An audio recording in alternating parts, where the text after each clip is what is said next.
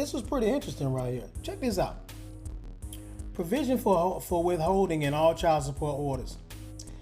Child support orders issued or modified in the state, whether or not being enforced under the state 4D plan, must have a provision for withholding of income.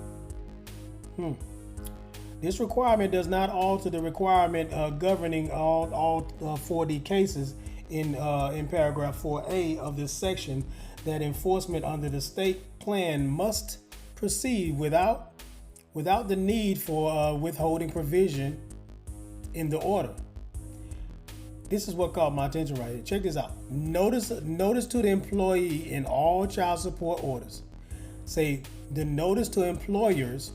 I meant employees over here. Notice to employer in child support orders. The notice to employers in all child support orders must be on an OMB approved income withholding support form. Okay, now you're going to ask yourself, I'm going to pause right there. Income withholding for support form. I went and looked up that form. I paused right there. See, here's why I tell y'all, got to start damn reading, man. It's the only way y'all learn what's going on with what's going on with these processes and how it works. This is it. Income withholding support form. For support form. And it's OMB approved right here. It's an OMB form. Now, as you see child support agency, court, it says get income withholding order. That's probably what that is. It say this is regular. Must be regular on its face. Must be regular on its face. Under certain circumstances, you must reject this IWO and return it to the sender, and then say it must be regular on its face. Say if you receive this document from someone other than a state or tribal child support agency or a court, a copy of the underlying support order must be attached. So they have to have the court order attached to, like say a baby mama wanted to do this, she got to have that attached to it. So it said other than a state agent or tribal child support agency. So it had to be sent to them by that. But my point is this: employer and case information. How they find it out? They can find it out. We know how they can find it out through the Social Security number, all that good stuff. First off, how would they get the authority to use the employees how would they get where they get the authority to even write your name, your estate name. That's your estate name, okay? Not your name, your estate name, because it's in all caps, okay? Keep in mind, no living man has a Social Security number, okay? No living woman has a Social Security number. So, John Doe. Okay? Okay? Where did they get that from? Okay? We know how they get it, but where did they get the authority to be able to use that? To send that to a whole different entity that's outside of the court. It's actually it's another state agent, which is your employer. They're actually a state-controlled entity. Remember me talking about the Social Security number? Me talking about the power of attorney? This is exactly what they're doing. They get to delegate. They're putting all your information on there, sending it to your employer. When they find out who your employer is, send it to them, and this is how they do the income withholding form. This is how they end up taking your money out of your paycheck, through this form right here. And send it right on to them. Okay, whatever they put in here, whatever. But I just wanted to point that out, because you see right here, this name right here, they got your estate information on here.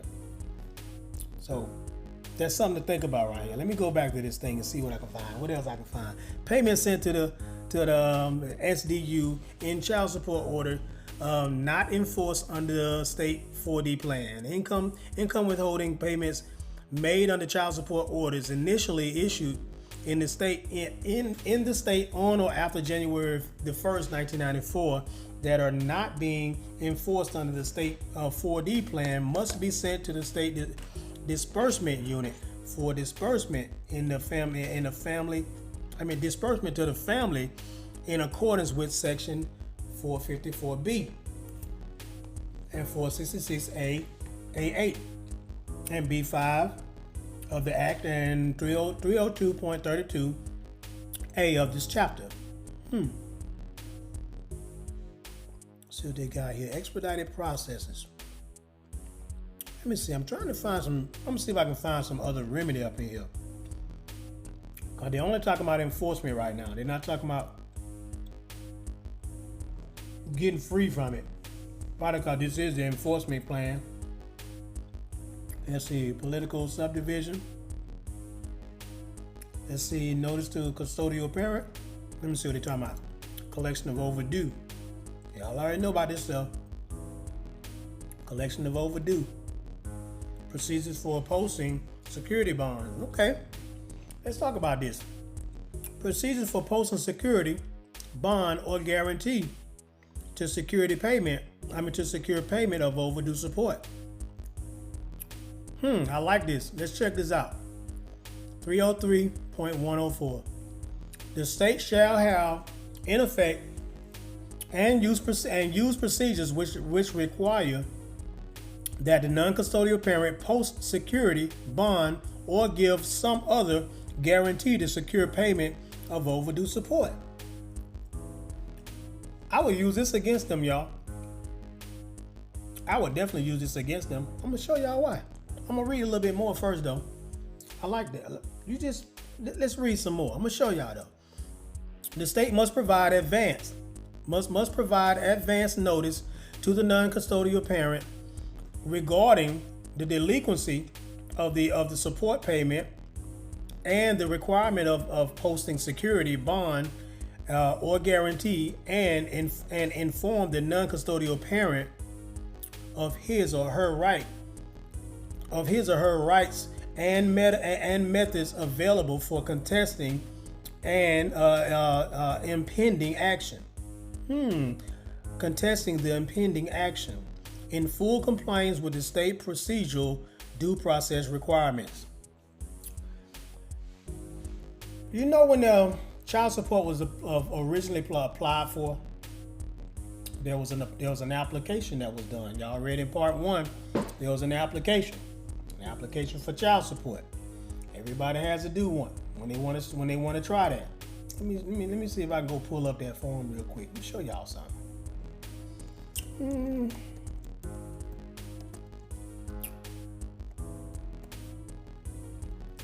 Do it like that. Okay, I'll use Georgia. I'll use this one.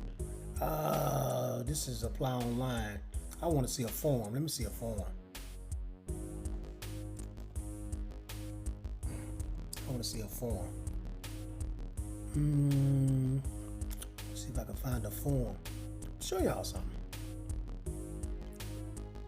Not that I actually have to have a form to do this, to show y'all what I'm talking about. Child support notice of child support guidelines, child support program. Most people do apply online anyway. But I'm gonna see if I can. Let me see if I can play with it. See what I can play with it. Okay. Start a new application. Here we go. Let's see what's going on. I am the custodial parent.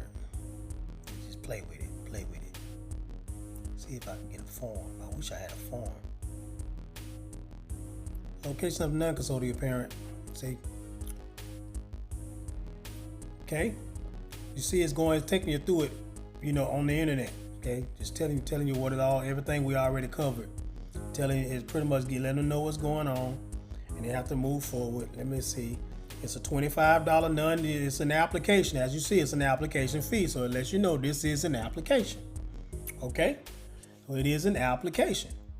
This is securitized. This application is securitized. I'm going to show y'all. Let's go to the Federal Reserve Act. I've been telling y'all about this for weeks now. Federal Reserve Act right here. Section 16. Applications for notes by the Federal Reserve banks. Okay?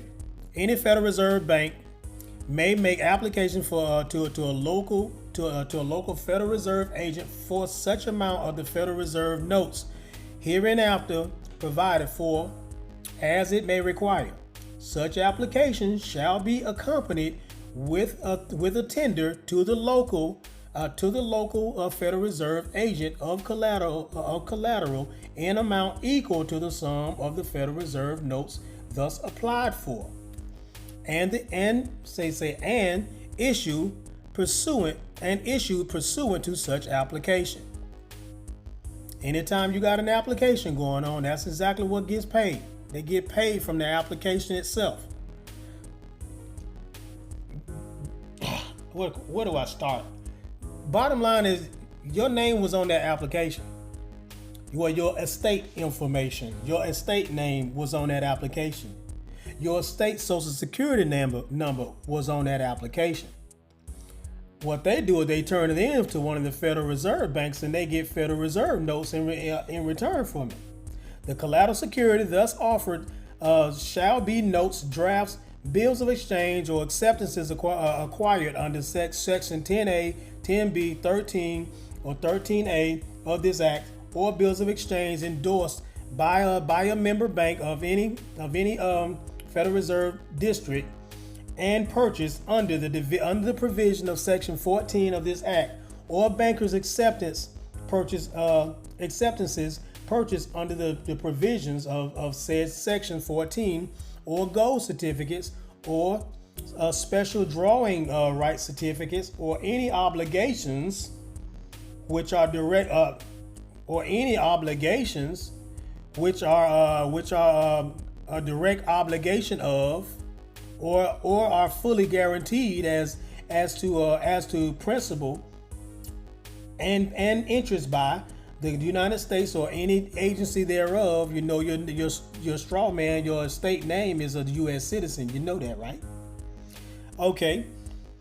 Or assets that the Federal Reserve banks may purchase or hold under Section 14 of this Act, or any other asset of a Federal Reserve bank, or let me say, in no event shall such collateral security be less than the amount of the Federal Reserve notes applied for. So whatever they say, that's what they're applying for. That's what they're gonna get from it. That's what they're gonna get for that application. Anything you apply for, I don't give a damn what it was you applied for. You filled out an application, it got securitized, and they say that's what they refer to it as a collateral security. That is a collateral security. So here you are on child support for an application that was filled out in which they already got monetized. That's security fraud, especially when they never told you about that.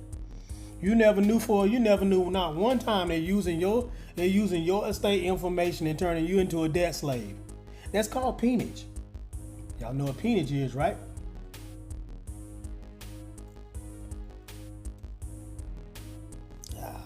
Mike. There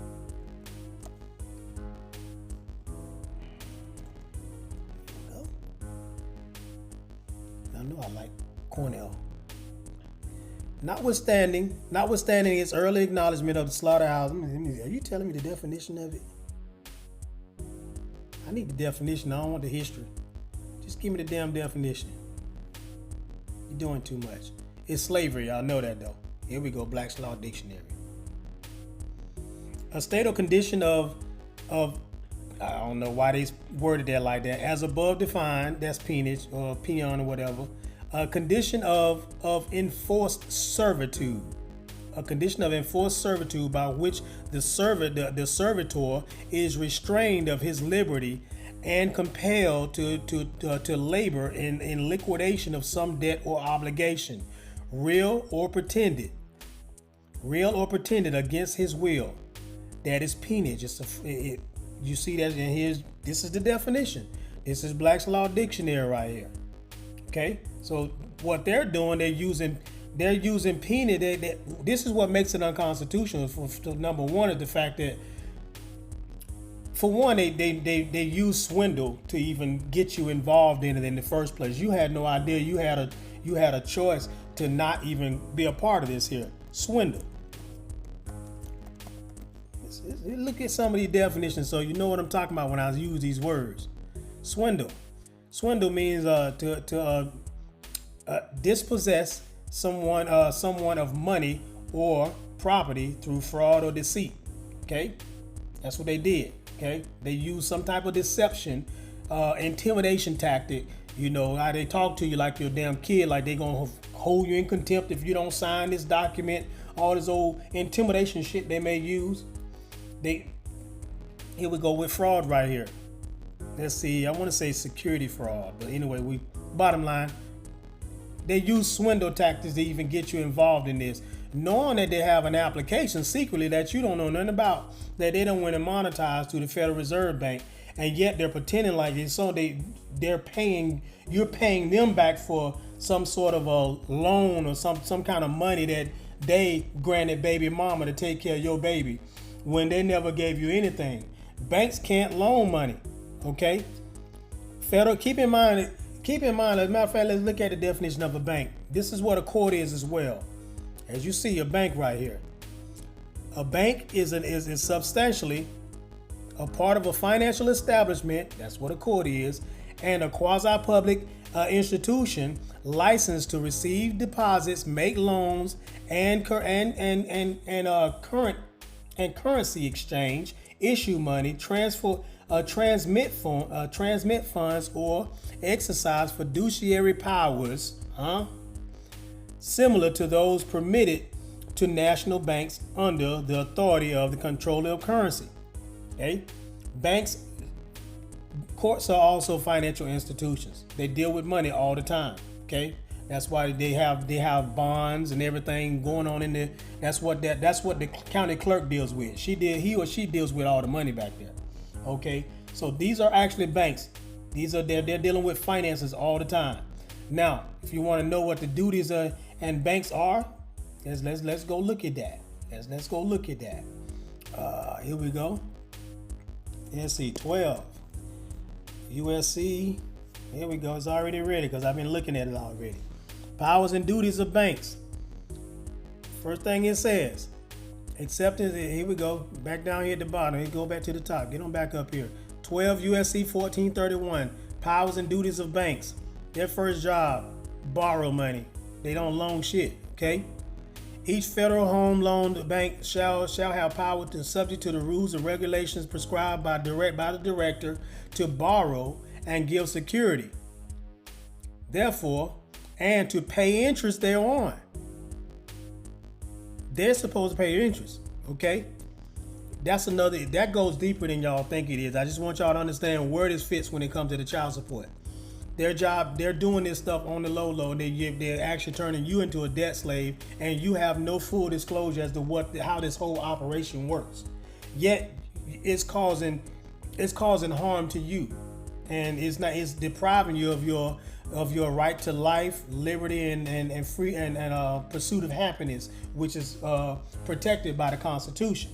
Okay, and it also the Constitution, the Bill of Rights, says that no one should be imprisoned for a debt. That's in the Bill of Rights as well. Do I need to look into the Bill of Rights to show y'all that? Matter of fact, let me show y'all what a security is. I want to show y'all this is the Security Act of 1933. Just so you can see what I'm talking about with a security. As y'all see, so when using this title, unless the context otherwise requires, the term security means any note, stock, treasury stock, security future, security-based swap, bond, debenture, evidence of indebtedness, security, certificate of interest or participation in any profit sharing agreement, collateral trust certificate, pre-organization certificate or subscription, transferable share, investment contract, voting trust certificate, certificate of deposit for security, fractional undivided interest in oil, gas, or other material rights, any put, call, straddle, option, or privilege on any security, certificate of deposit, or group or index of securities, including any interest thereon, or or based on the value thereof, or any put, call, straddle, option, or privilege entered into on a national security exchange relating to foreign currency, or in general, any interest or instrument commonly known as security. Okay, you know your birth certificate, are you? Okay, well we're gonna keep on going with that too, because that's also a certificate. Okay, it's a certificate of interest. Okay, now let's keep going. What else is this talking about? Let's see. Instrument constantly known as security, or any certificate of interest or participation in, temporary or interim certificate for receipt for, guarantee of, or warrant in right, or warrant or right to that's a warrant or warrant, or right to subscribe to or purchase any of the foregoing. So see, all these things are related to finances. They're all related to finances. So I wanted to kind of show y'all that, those applications, they're monetizing the whole damn thing. Now, you don't know this actually when they're using the information without your consent. Did you even tell them? Did you even have any full disclosure about this here? Do you know anything about this? They never told you, but they're masquerading and pretending as if they loaned you something, and they never loaned you anything.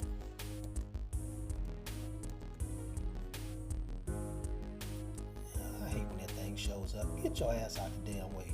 I knew that was gonna show when I saw this shit. Get your ass out the damn way. Okay, hold on. Here's what I'll do.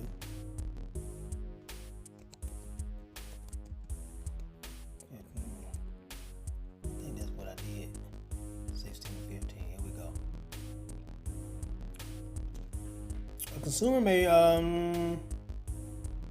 nope, that ain't what I want to find. That ain't got nothing to do with this here. But bottom line is, as you can see for yourself, the Federal Reserve Act right here, you can actually use that against them right there. Okay, where was I? I think I stopped at C right here. The state must develop guidelines which are generally available to the public to determine whether the case is inappropriate for application of this procedure. State must develop guidelines for which let me go back to this. State shall have in effect the use of use of procedures which require that the non-custodial parents must post security bond or give some other guarantee to secure payment of overdue support. And they're telling you to secure one when there's already one secured with your information already on it. That they've been monetizing for the longest. You have to call them out on that. Let's see, what do we got? What else we got? Let's see, procedure for prohibited retroactive modification of child support arrearages. Let's see, do I want to go further than this? It's already 20 minutes into this. Let's see, quarterly wages. I want to go further into this. Requirement for cooperative arrangement. I might just talk about this one here right here. Basically, when they actually, the state where they actually work together to get this thing done, the state must ensure that all cooperative arrangements contain a clear description of the specific duties, functions, and responsibilities of each party. Specify clear and matter of fact, I want to keep on saying cooperative arrangements. That's what the key word is right here. Contain clear and descriptive specific duties, functions, and responsibilities of each party. Specify clear and definite standards of performance which meet federal requirements. Specify that the parties will comply with the Title 4D of an act implementing federal regulations and any other applicable federal regulations and requirements. Specify the financial arrangement, including budget estimates, covered expenditures, methods of determining costs, procedures for billing the 4D agency, and any relevant federal and state reimbursement requirements and limitations.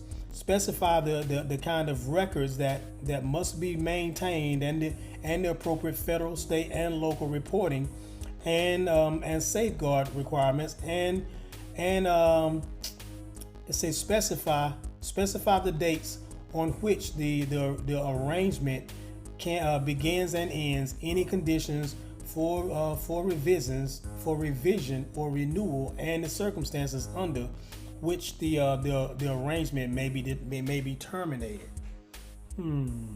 Arrangement where it may be terminated. I wish they had something deeper for this here. What is this? I read this before, man, but again, you know, when you're in a different space, man, you kind of see things differently. You know, you kind of like have them different aha moments about it. You're like, I didn't think about that before. What is this? I'm trying to see what this is saying.